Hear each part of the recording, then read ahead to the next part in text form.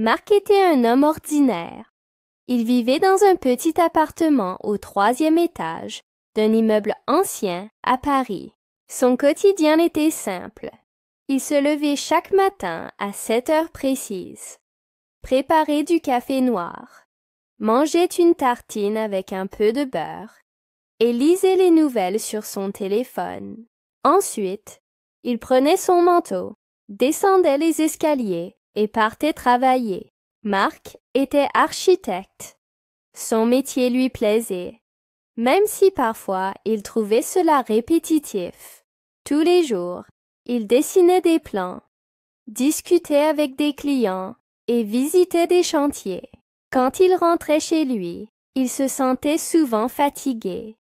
Son seul plaisir était de lire un livre avant de dormir. Mais un soir, tout changea. Ce jour-là, Marc avait eu une longue réunion. Il rentra tard, vers 22 heures. En entrant chez lui, il alluma la lumière du salon, posa son sac sur la table et soupira. Il était épuisé. Il alla dans la cuisine, ouvrit le frigo et prit une bouteille d'eau. Il but quelques gorgées, puis passa devant le couloir. C'est à ce moment-là qu'il remarqua quelque chose de bizarre. D'habitude, au bout du couloir, il y avait un mur blanc. Mais ce soir-là, il y avait une porte. Marc s'arrêta net. Son cœur battait plus vite. Il connaissait son appartement par cœur. Il vivait ici depuis 5 ans. Il était certain qu'il n'y avait jamais eu de porte à cet endroit. Il s'approcha lentement. La porte était en bois foncé, avec une poignée en fer noircie par le temps. Il tendit la main et toucha la surface. Le bois était glacé, comme s'il sortait d'un congélateur. Il hésita. Une porte qui apparaît soudainement. C'était impossible. Ou alors il rêvait. Pourtant, tout semblait réel. Il prit une profonde inspiration, posa la main sur la poignée et tourna doucement. La porte s'ouvrit sans bruit. Derrière, un escalier en pierre descendait dans l'obscurité. Marc sentit un frisson parcourir son dos. Il alluma la lampe de son téléphone et regarda l'escalier. Il descendait très loin, disparaissant dans un noir profond. Il hésita encore, mais quelque chose l'attirait. Il posa un pied sur la première marche, puis une autre, et encore une autre. Bientôt, la porte se referma derrière lui. L'air devint plus frais à mesure qu'il descendait. Il sentit une odeur de vieilles pierres et de poussière. Ses pas résonnaient dans le couloir. Après une dizaine de marches, il arriva dans un long corridor en pierre. De petites lanternes accrochées au mur diffusaient une lumière faible et tremblotante. Marc avança prudemment. Son cœur battait fort. « Où est-ce que je suis ?» se demanda-t-il. Il toucha les murs. Ils étaient froids et humides. Ce lieu semblait ancien, très ancien. Après quelques minutes, il vit une autre porte au bout du couloir. Mais celle-ci était différente. Elle était en métal, avec des symboles gravés dessus, des formes géométriques étranges, des lettres qu'il ne reconnaissait pas. Il inspira profondément et posa la main sur la poignée. La porte s'ouvrit doucement, et ce qu'il vit derrière le laissa sans voix. Il ne se trouvait plus dans un sous-sol. Devant lui s'étendait une ville immense, baignée de lumière dorée. Les bâtiments étaient faits de pierres blanches, avec des toits en tuiles rouges.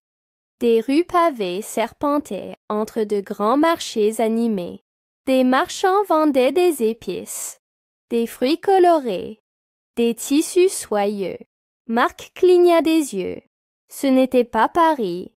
Il recula d'un pas, mais la porte derrière lui avait disparu. Il sentit la panique monter. « Où suis-je » murmura-t-il. C'était impossible. Marc marcha lentement dans la rue. Personne ne semblait surpris de le voir. Il s'approcha d'un étal de fruits. et s'adressa au vendeur. « Excusez-moi, où sommes-nous? » Le vendeur haussa un sourcil. « Vous êtes à Verenza, bien sûr. » Verenza. Marc n'avait jamais entendu ce nom. « Et quelle année sommes-nous? » demanda-t-il. Le vendeur le regarda comme s'il était fou. « Nous sommes en l'an 1324. » Marc sentit un frisson. 324. Il avait voyagé dans le temps. Marc savait qu'il devait trouver une explication. Il marcha longtemps dans la ville. Il entra dans une grande bibliothèque en pierre. Là, un vieil homme était assis à une table, entouré de vieux livres. Marc s'approcha. « Je cherche des informations sur... » Une porte mystérieuse. Le vieil homme leva les yeux. « Vous avez traversé la porte, n'est-ce pas? » Marc frissonna. « Vous savez ce que c'est? » Le vieil homme hocha la tête. « La porte est un passage entre les mondes. Elle choisit qui peut la traverser. » Marc sentit son cœur s'accélérer. « Comment puis-je rentrer chez moi? » Le vieil homme tourna lentement les pages d'un vieux manuscrit. « Il existe un gardien, le gardien du temps. Lui seul peut rouvrir la porte. » Marc inspira profondément. « Où est-il? » Le vieil homme pointa une carte du doigt. « Au sommet de la tour noire. » Marc marcha toute la nuit. La tour noire se dressait à l'extérieur de la ville, au sommet d'une colline. Quand il arriva, une grande porte en bois s'ouvrit lentement.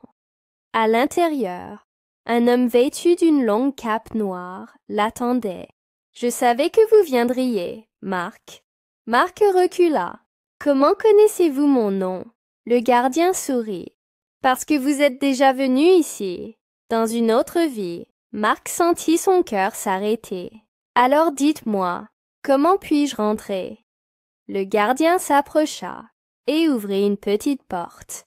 Derrière, Marc vit son appartement. Tout était comme avant, mais il y avait une condition. Si vous passez cette porte, vous ne pourrez plus jamais revenir ici. Marc hésita une seconde. Puis, il entra. La porte se referma derrière lui. Quand il se retourna, elle avait disparu. Tout semblait normal, mais Marc savait que quelque part, dans un autre monde, une ville se souvenait encore de son passage. Marc était un homme ordinaire. Il vivait dans un petit appartement au 3e étage d'un immeuble ancien à Paris. Son quotidien était simple. Il se levait chaque matin à 7 heures précises, préparait du café noir, mangeait une tartine avec un peu de beurre et lisait les nouvelles sur son téléphone. Ensuite, il prenait son manteau, descendait les escaliers et partait travailler. Marc était architecte. Son métier lui plaisait, même si parfois il trouvait cela répétitif.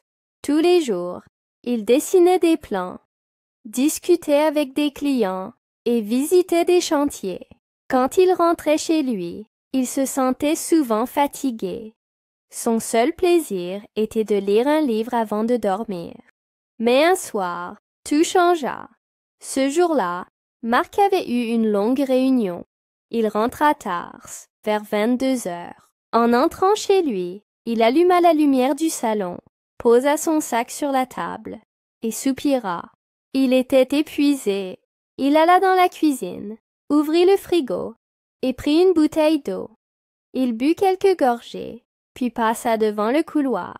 C'est à ce moment-là qu'il remarqua quelque chose de bizarre. D'habitude, au bout du couloir, il y avait un mur blanc. Mais ce soir-là, il y avait une porte. Marc s'arrêta net. Son cœur battait plus vite. Il connaissait son appartement par cœur. Il vivait ici depuis 5 ans. Il était certain qu'il n'y avait jamais eu de porte à cet endroit. Il s'approcha lentement. La porte était en bois foncé, avec une poignée en fer noircie par le temps. Il tendit la main et toucha la surface. Le bois était glacé, comme s'il sortait d'un congélateur. Il hésita. Une porte qui apparaît soudainement. C'était impossible. Ou alors il rêvait. Pourtant, tout semblait réel. Il prit une profonde inspiration, posa la main sur la poignée et tourna doucement. La porte s'ouvrit sans bruit. Derrière, un escalier en pierre descendait dans l'obscurité. Marc sentit un frisson parcourir son dos. Il alluma la lampe de son téléphone et regarda l'escalier. Il descendait très loin, disparaissant dans un noir profond. Il hésita encore, mais quelque chose l'attirait. Il posa un pied sur la première marche, puis une autre, et encore une autre. Bientôt, la porte se referma derrière lui. L'air devint plus frais à mesure qu'il descendait. Il sentit une odeur de vieilles pierres et de poussière. Ses pas résonnaient dans le couloir. Après une dizaine de marches, il arriva dans un long corridor en pierre. De petites lanternes accrochées au mur diffusaient une lumière faible et tremblotante. Marc avança prudemment. Son cœur battait fort. « Où est-ce que je suis ?» se demanda-t-il. Il toucha les murs. Ils étaient froids et humides. Ce lieu semblait ancien, très ancien. Après quelques minutes, il vit une autre porte au bout du couloir. Mais celle-ci était différente.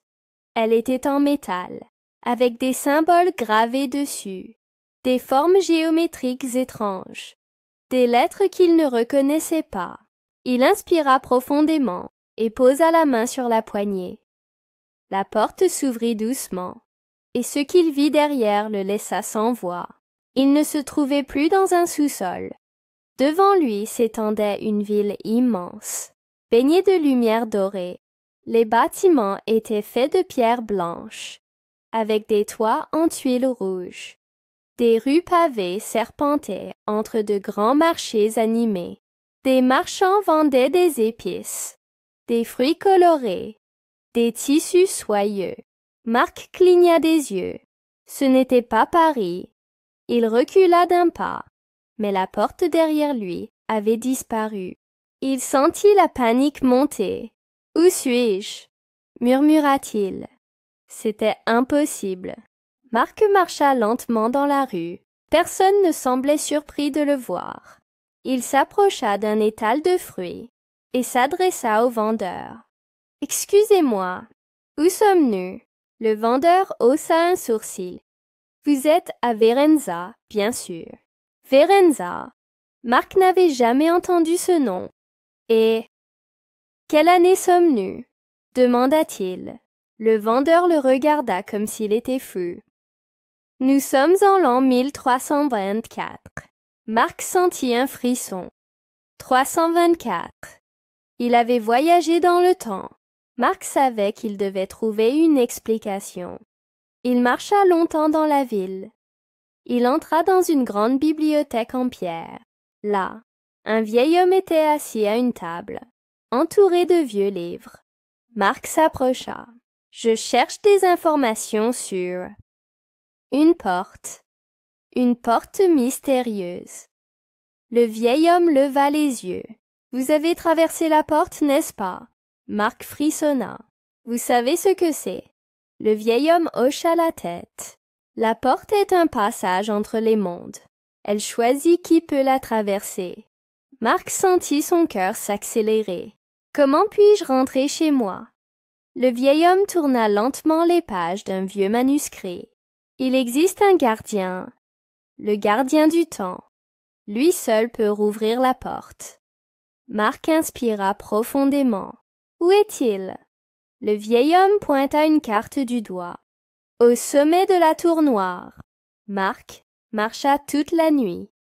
La tour noire se dressait à l'extérieur de la ville, au sommet d'une colline. Quand il arriva, une grande porte en bois s'ouvrit lentement. À l'intérieur, un homme vêtu d'une longue cape noire l'attendait. « Je savais que vous viendriez, Marc. » Marc recula. « Comment connaissez-vous mon nom » Le gardien sourit. Parce que vous êtes déjà venu ici. Dans une autre vie, Marc sentit son cœur s'arrêter. Alors dites-moi, comment puis-je rentrer? Le gardien s'approcha et ouvrit une petite porte. Derrière, Marc vit son appartement. Tout était comme avant, mais il y avait une condition. Si vous passez cette porte, vous ne pourrez plus jamais revenir ici. Marc hésita une seconde. Puis, il entra. La porte se referma derrière lui. Quand il se retourna, elle avait disparu. Tout semblait normal, mais Marc savait que quelque part, dans un autre monde, une ville se souvenait encore de son passage.